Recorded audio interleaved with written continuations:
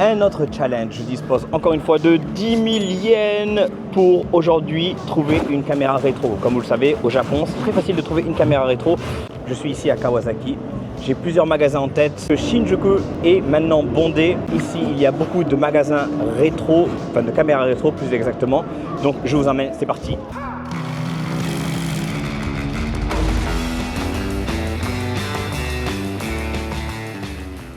Un petit topo pour ceux qui ne savent pas, je suis très fan de caméras. Je possède d'ailleurs plusieurs caméras, mais le plus important, ça va être de trouver une caméra rétro aujourd'hui.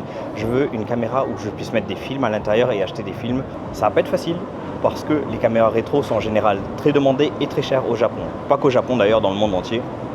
Mais je sais que les gens du monde entier viennent ici au Japon pour trouver leur petite caméra. Si on se trouve ici à Kawasaki, c'est parce que le train qui passe, aïe, c'est parce que j'avais déjà trouvé ma petite caméra Leica à Shinjuku. Shinjuku, c'est bien. Par contre, si vous voulez du vintage, c'est extrêmement cher parce que depuis la réouverture des frontières, justement, les gens savent qu'il faut venir au Japon pour trouver une petite caméra rétro. Kawasaki, c'est peut-être l'endroit idéal pour trouver ce qu'on a envie de trouver. Mais on va voir. Et après, je ne vous cache pas que si je trouve une petite Leica qui est dans les entre 50 et 100 000 yens, peut-être que je vais craquer, mais il faut qu'elle soit bien. J'ai quelques petites caméras en tête, mais on va voir. Le premier store est en face de moi, donc on y va de suite. Allez, on se retrouve là-bas. Le premier store est ici au 4e étage, Kamera no Kitamura. Donc c'est là où on va, 4e étage, c'est parti. Au 4e étage, il y a le magasin de caméras et juste au 6e étage, peut-être que dans le Book of Super Bazaar, on va trouver quelque chose d'intéressant. 12 seconds later. Ça a duré trop longtemps pour l'ascenseur, donc on prend les escaliers. On va s'arrêter directement au 3e étage, Book of, voir ce qu'on trouve directement et ensuite on ira à Kamera no Kitamura. Nous voici à Book of. Le Book of le plus étrange, il n'y a aucun panneau nulle part. Par contre, c'est là où j'ai acheté la dernière fois ma caméra Olympus. Je l'ai payé 5 000 yens. Donc on va voir si on va trouver la même affaire. C'est parti.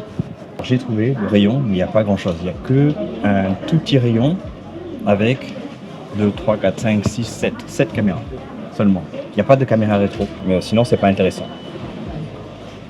Bon, ben, on va essayer d'en trouver d'autres, mais sinon, c'est mort. On est au 4e étage, mais il n'y a que Daiso. Bon, la première mission est un échec. On arrive à la deuxième mission. La deuxième mission, c'est Kitamura no Kamera. Non, Kamera no Kitamura.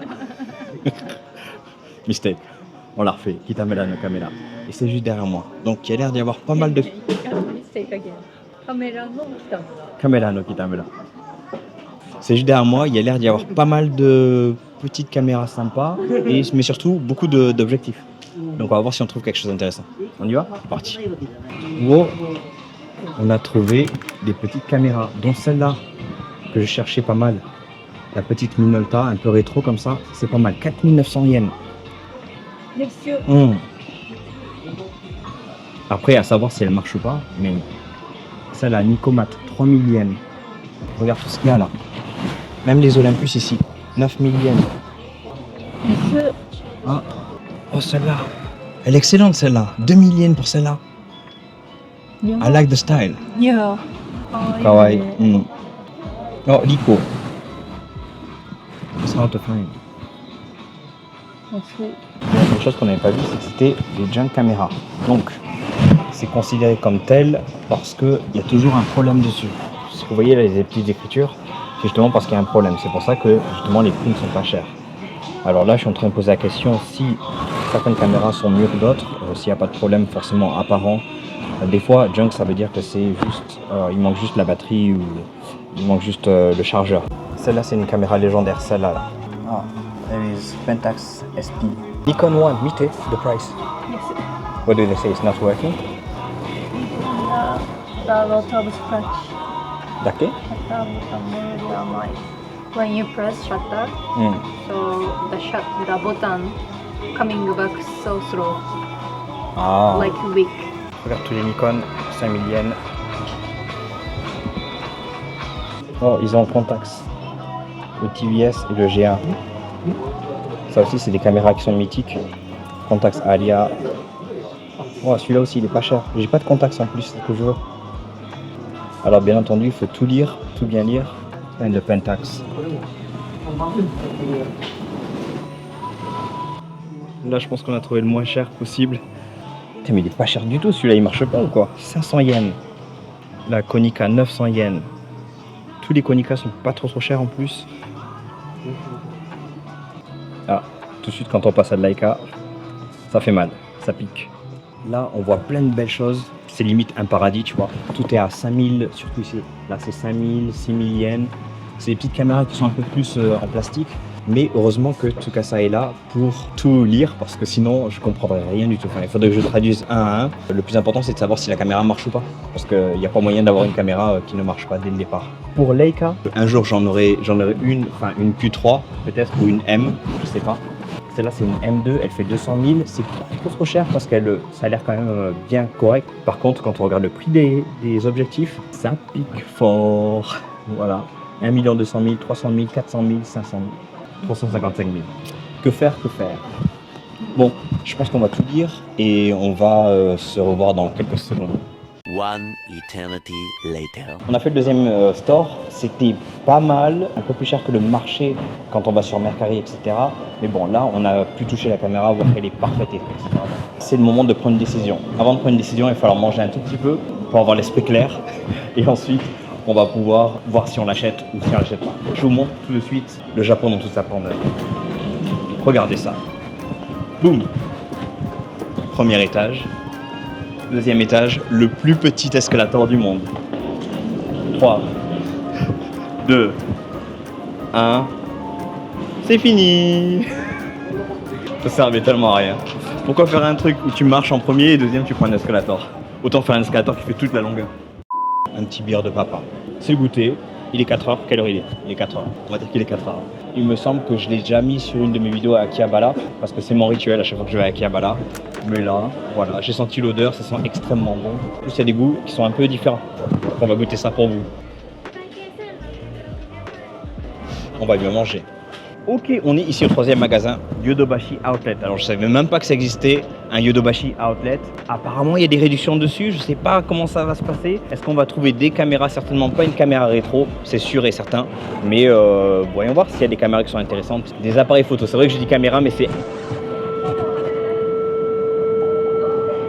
c'est vrai que j'ai dit caméra mais en vrai c'est un appareil photo qu'on recherche. Ça vaut toujours le coup d'aller voir. En attendant, je reste toujours sur ma petite trouvaille que j'ai faite là-bas, qui rentre dans mon budget. Donc, si on ne trouve pas ici, on retournera directement et je vous montre ce que j'ai trouvé. Le bière de papa, j'en ai pris 3 différents. Mont Blanc, ça s'appelle Mont Blanc, millefeuille.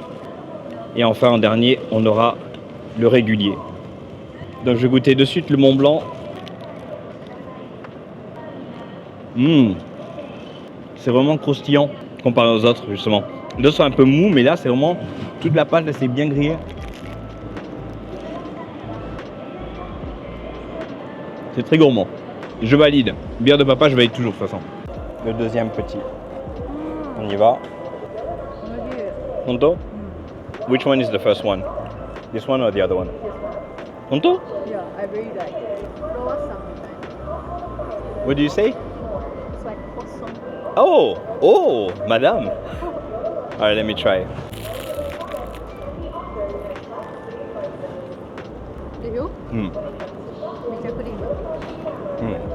Là, ça coule de partout là. Which one your favorite? C'est peut-être celui-là mon favori. Par contre, c'est beaucoup trop dur à manger. Surtout à une main. J'ai mangé le papier. À une main, c'est trop n'importe quoi. Allez, faut y aller là maintenant. On a un temps limité. Mesdames et messieurs, laissez-moi vous présenter le rayon caméra. Koedake. Bon, ben, il n'y a rien. Hein. Rien du tout. Il n'y a pas vraiment de discount, donc il n'y a rien d'intéressant. Résultat, on retourne à l'autre magasin. Donc ça sert à rien. Allez, on se bat.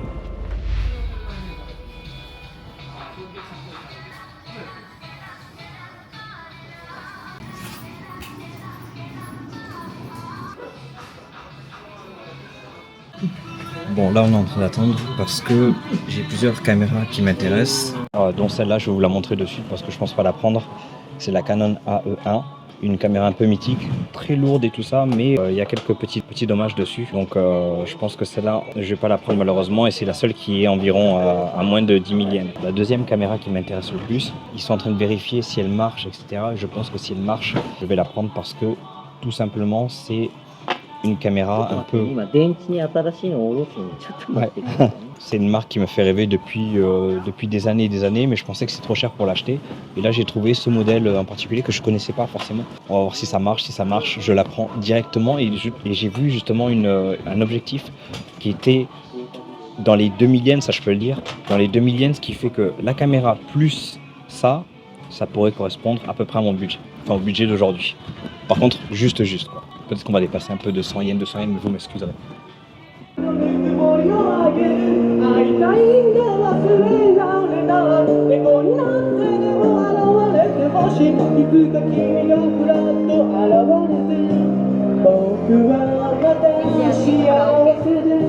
Bon, eh bien écoutez, retour à la maison après avoir manqué de batterie pour filmer la fin de ce petit épisode où je cherchais une caméra vintage pour seulement 10 000 yens. Alors clairement, j'ai trouvé ma pépite. Ça va peut-être pas être une pépite pour tout le monde parce que c'est pas suffisamment vintage pour certains. C'est pas une caméra des années 60-70, mais en tout cas moi c'était, comme je l'ai dit à la fin, une marque qui est assez connue dans le monde des caméras. C'est pas Fujifilm, c'est pas Canon, c'est pas Nikon. Je pense que je vais vous la montrer de suite. Je l'ai encore sous le papier. Ah,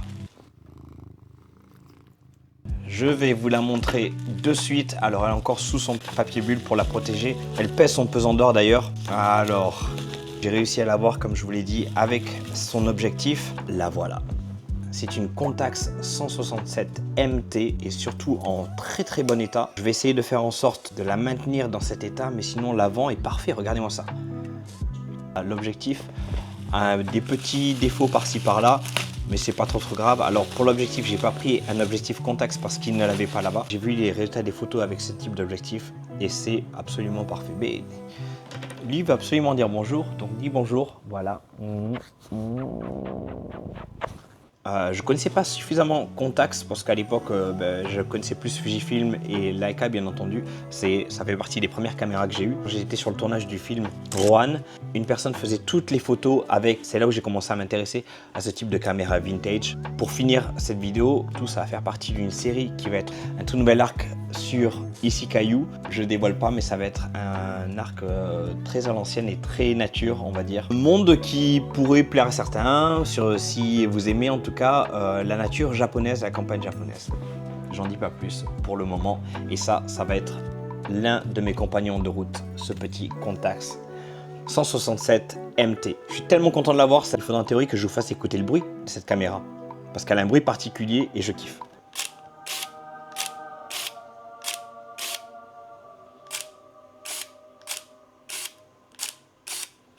Waouh, c'est pas fantastique ça.